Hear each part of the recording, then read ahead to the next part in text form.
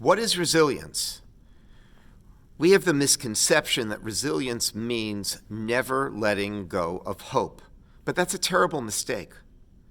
Resilience is actually finding hope after you've been hopeless, finding hope after you've let go of hope once or even several times.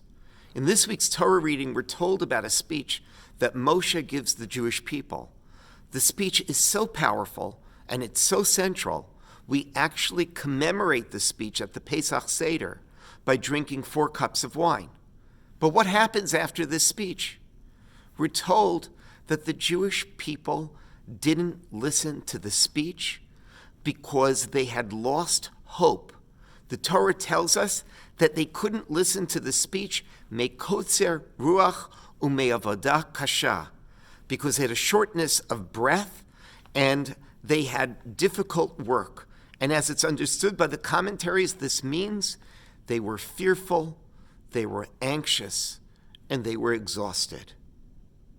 Now, why does the Torah have to relate to us that the Jews don't have hope at this moment?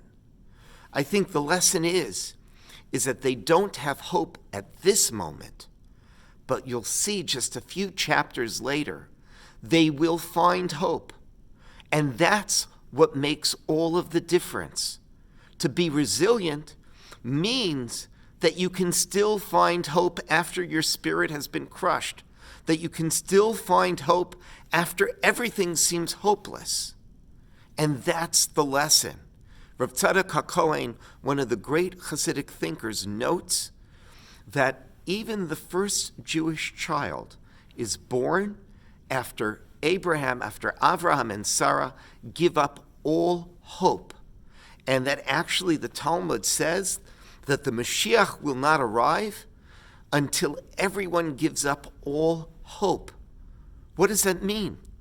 What that means is to be truly resilient is the ability to come back to hope after you've given it up. I had the privilege of officiating at a funeral on Sunday for a 93-year-old Holocaust survivor. Anita was deported with her family to Auschwitz. She lost her parents, her brother, and her sister there. One of the abiding memories she had was her going in one direction and her mother holding her little sister marching on their way to death. And yet after the war, she met Moshe, who was the love of her life, and they were married together for 60 years, and they traveled together and they danced together, and they had a wonderful circle of friends.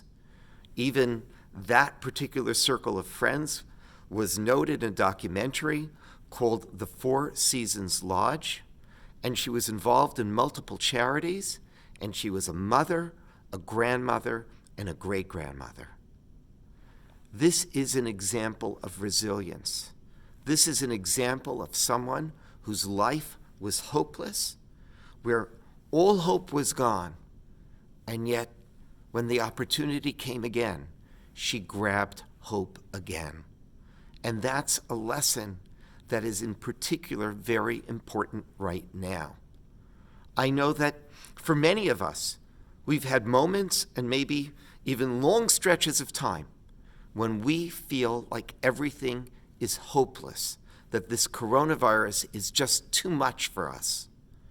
Well, the lesson of Jewish history, the lesson of this Parsha, Anita's lesson, is that you can always find hope even after you've lost it.